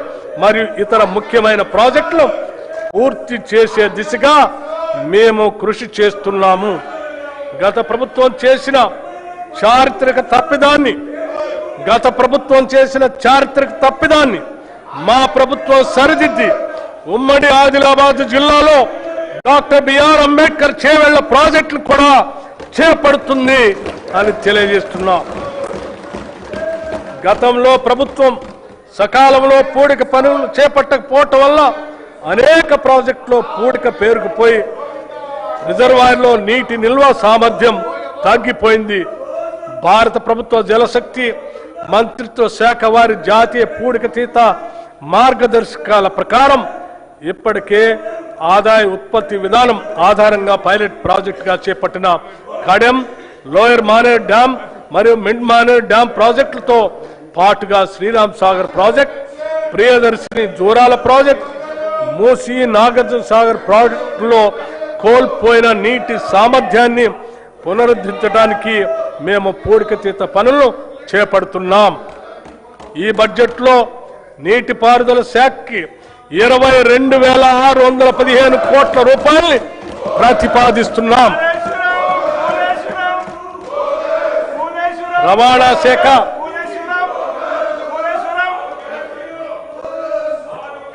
తెలంగాణ రాష్ట్ర రవాణా శాఖ పరిధిలో 1,82,00,000 నమోదిత వాహనాలు ఉన్నాయి.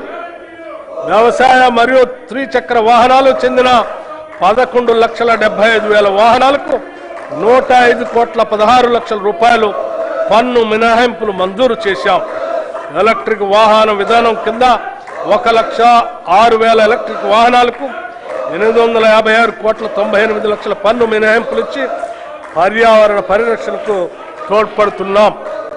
దీని ద్వారా ప్రభుత్వానికి రాబడి తగ్గిన పర్యావరణ పరిరక్షణ విషయంలో వెనకడుగు వేయటం లేదు. రాష్ట్ర వ్యాప్తంగా రోడ్డు భద్రతా చర్యలను మరింత కఠినతరం చేశాం. నేషనల్ ఇన్ఫర్మేటిక్స్ సెంటర్ అభివృద్ధి చేసిన డిజిటల్ సేవలు సారథి వాహనాలను తెలంగాణలో అమలు చేస్తున్నాం. వాహన సేవలను వచ్చే 6 నెలల్లో పూర్తిగా అందుబాటులో తీసుకొస్తాం.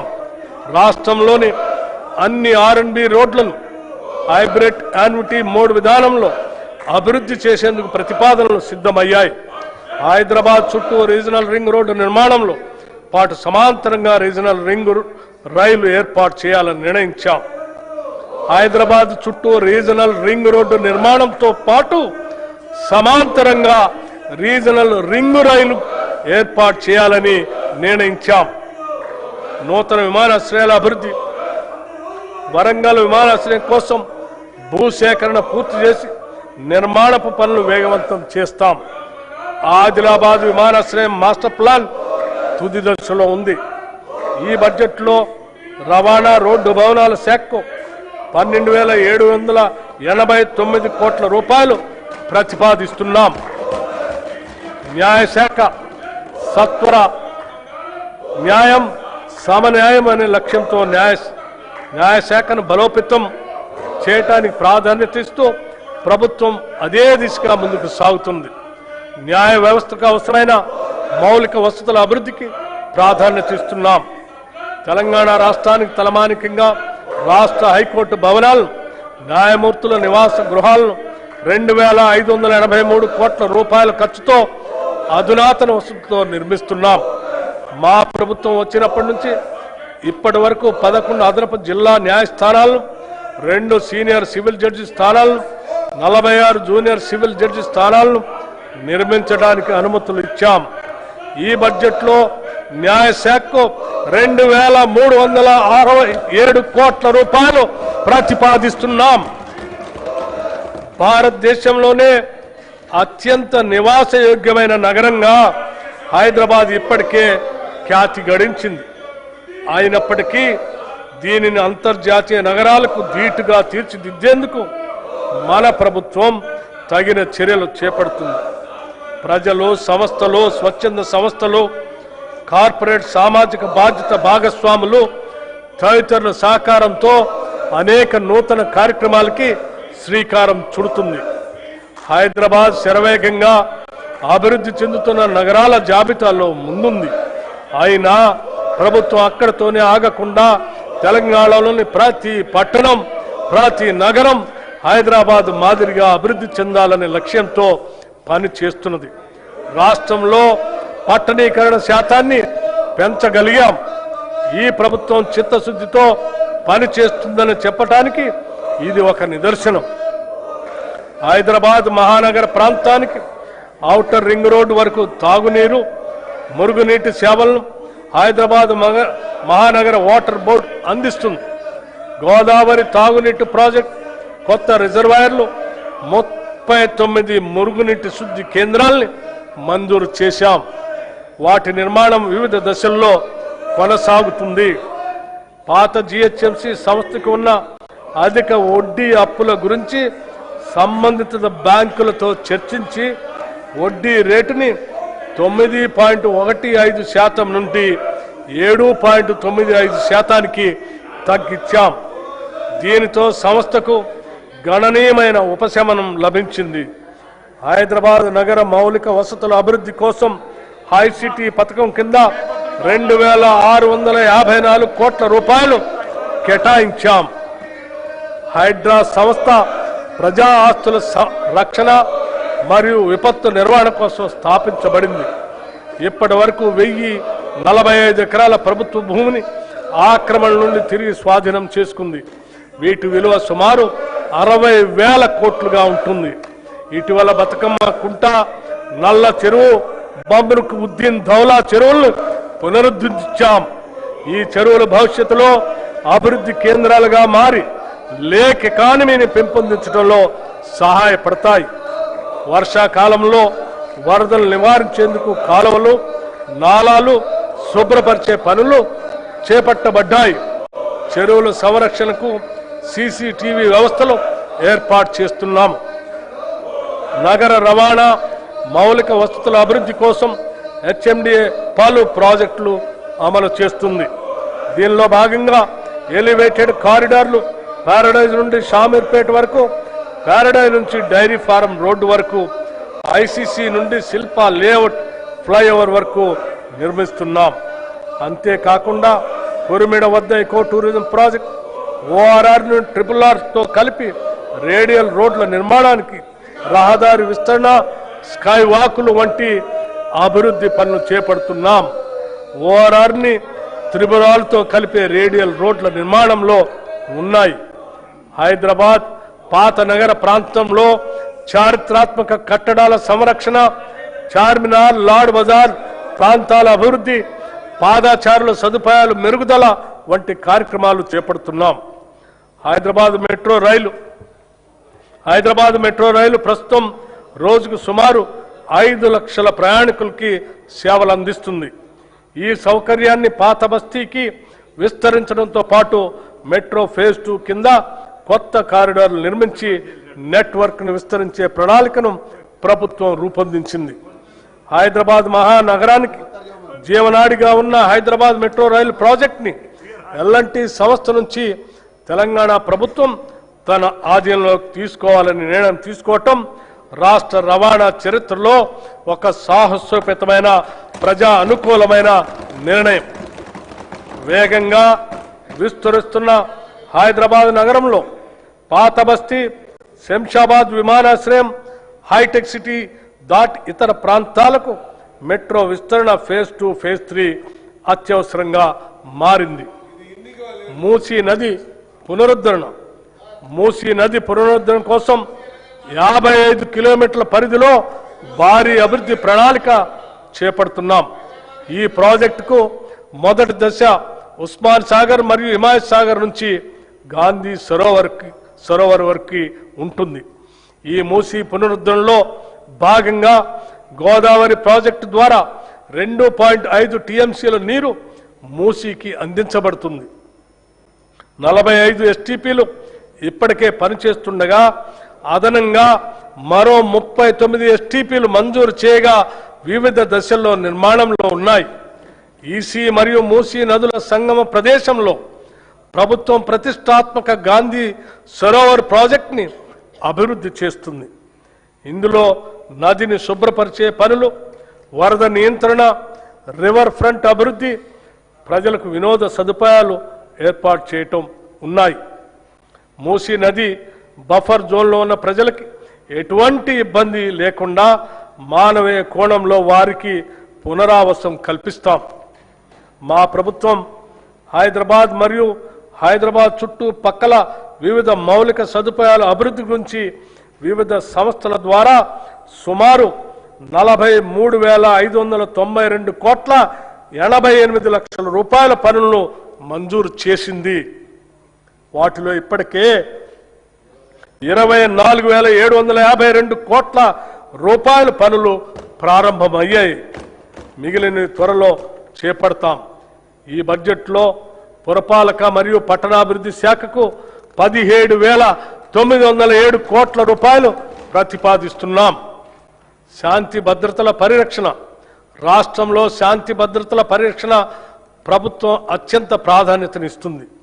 సంఘ వ్యతిరేక కార్యక్రమాలను నిలువరించడంలో పోలీస్ శాఖ మంచి ఫలితాలు కనపరుస్తుంది.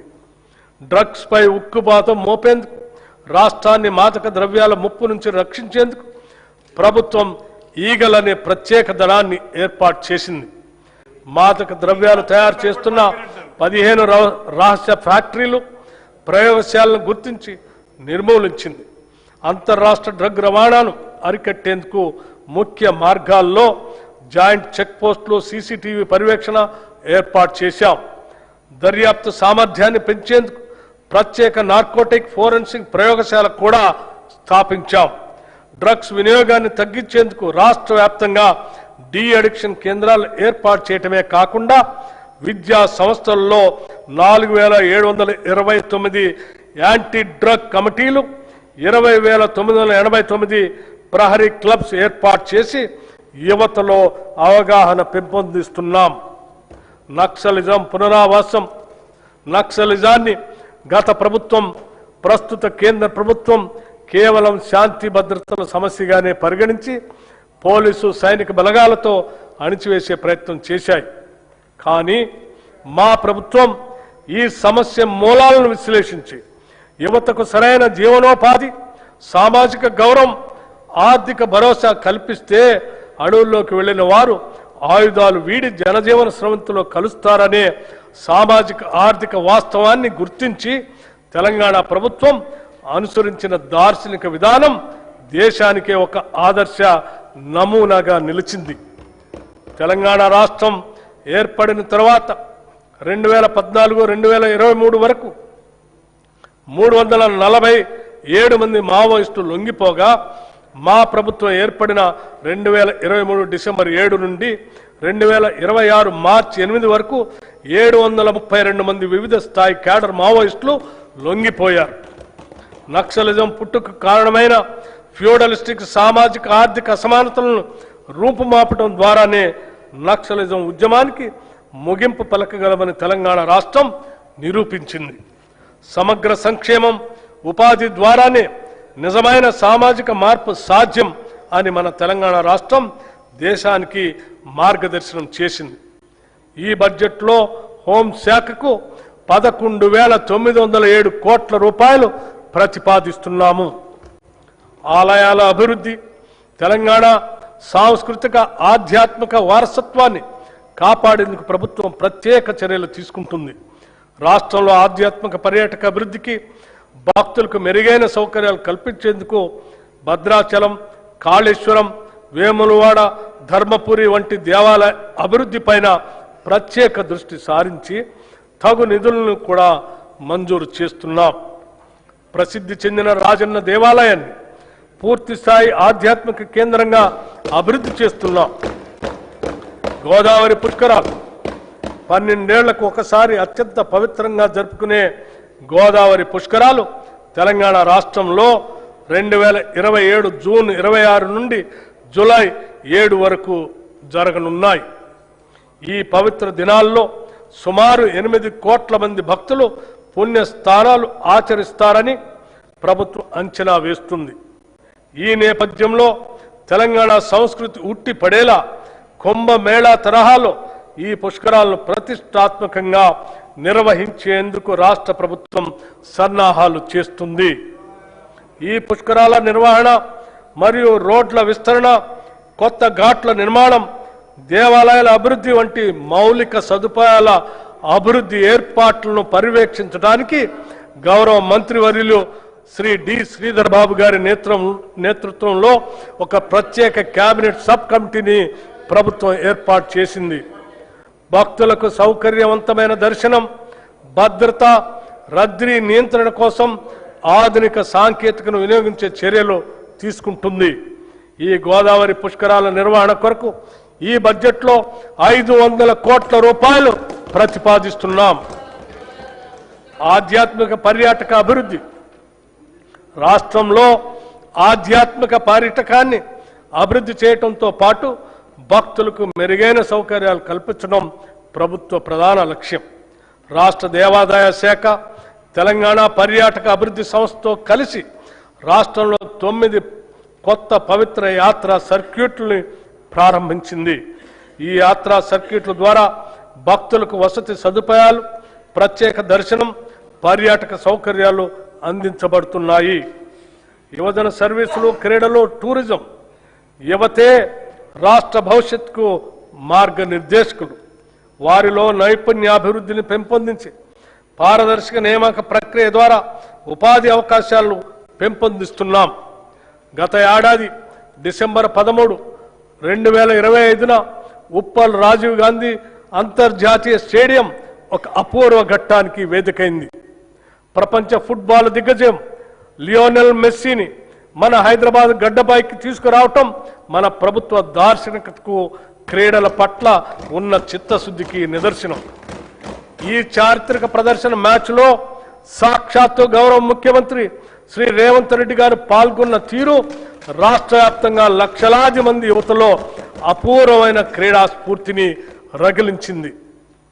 అట్టడుగు స్థాయి నుండి ప్రతిభను వెలికి తీయాలనే లక్ష్యంతో ఎంపిక చేసిన పేద మరియు ప్రతిభావంతులైన పిల్లల కోసం మెస్సీ బృందంతో ప్రత్యేక ఫుట్బాల్ క్లినిక్ ఏర్పాటు చేశాం. ప్రపంచ స్థాయి ఆటగాళ్ల చేతుల మీదుగా ఈ పిల్లలు శిక్షణ పొందటం రేపటి తెలంగాణ క్రీడా భవిష్యత్తుకు వేసిన బలమైన పునాది. రాష్ట్రాన్ని 2047 నాటికి దేశానికి స్పోర్ట్స్ క్యాపిటల్గా మార్చేందుకు ఈ ప్రభుత్వం ప్రణాళికలు రూపొందించింది. తెలంగాణ స్పోర్ట్స్ కాంక్లేవ్లో రాష్ట్ర నూతన క్రీడా విధానాన్ని మా ప్రభుత్వం ఆవిష్కరించింది. రాష్ట్రంలో క్రీడా రంగం అభివృద్ధి కోసం 9 కీలక ఎంఓయూలు చేసుకున్నాం. వివిధ క్రీడల్లో ప్రత్యేక శిక్షణతో పాటు క్రీడాకారులు మానసికంగా, శారీరకంగా దృఢంగా ఉండేందుకు వీలుగా చర్యలు చేపట్టాం. గురుకులాల్లోని విద్యార్థులకు జల్లెడ పట్టి ప్రతిభావంతులను ఎంపిక చేసి ప్రత్యేకంగా శిక్షణ అందించాలని మా ప్రభుత్వం నిర్ణయించింది. రాష్ట్ర యువత క్రీడా రంగంలో ప్రత్యేక నైపుణ్యాలను పెంపొందించుకోవటానికి వీలుగా యంగ్ ఇండియా ఫిజికల్ ఎడ్యుకేషన్ మరియు స్పోర్ట్స్ యూనివర్సిటీని ప్రారంభించాం.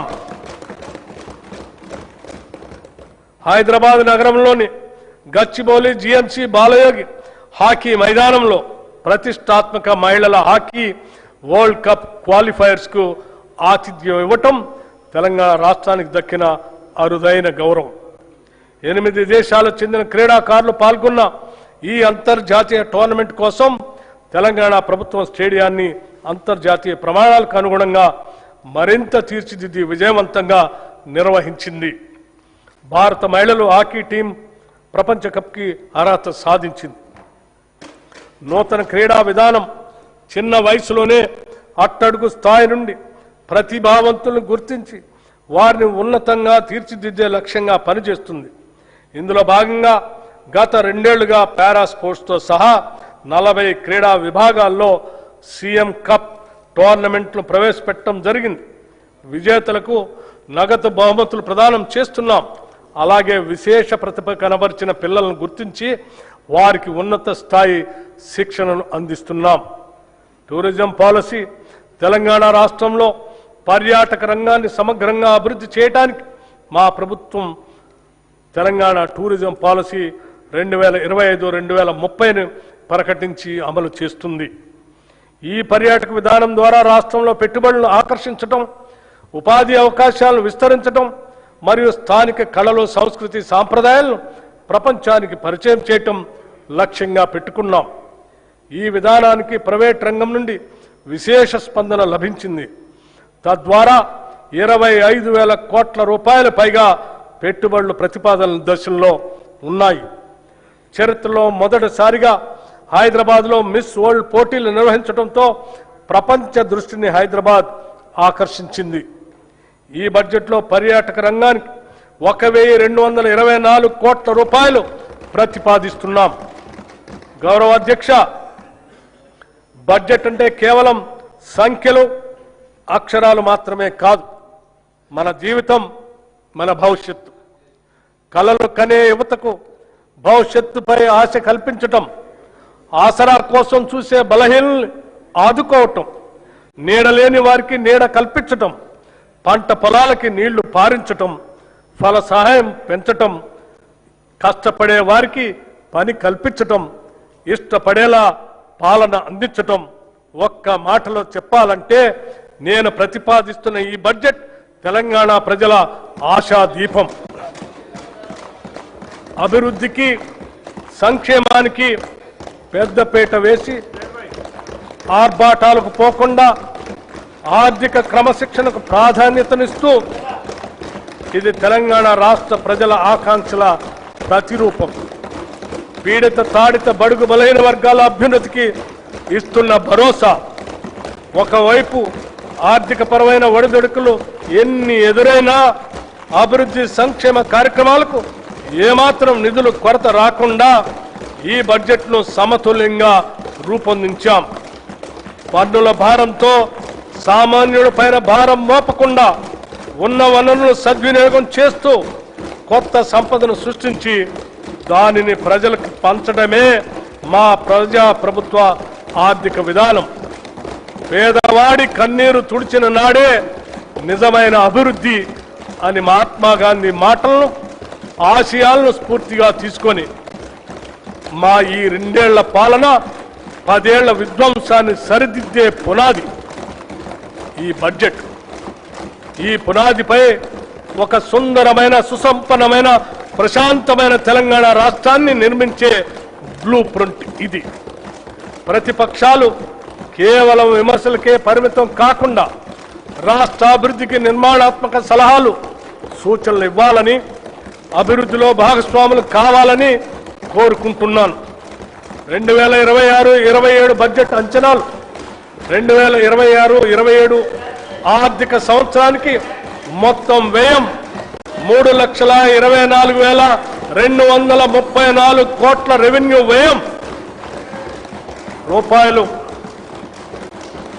2,34,406 కోట్లు, మూలధన వ్యయం 47,267 కోట్లుగా ప్రతిపాదిస్తున్నాను. తెలంగాణ ప్రజలపై విశ్వాసంతో, వారి భవిష్యత్తుకు భరోసా కల్పిస్తుందన్న నమ్మకంతో ప్రజల పక్షాన నిలబడి వారి స్వప్నాలను సాకారం చేసే ఈ 2026-27 ఆర్థిక సంవత్సరపు బడ్జెట్ను సదా ఆమోదం కోసం సమర్పిస్తున్నాను. జై హింద్, జై Telangana.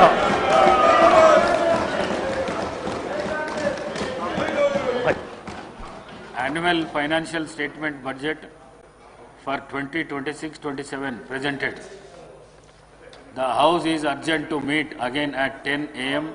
on Monday, the 23rd March 2026.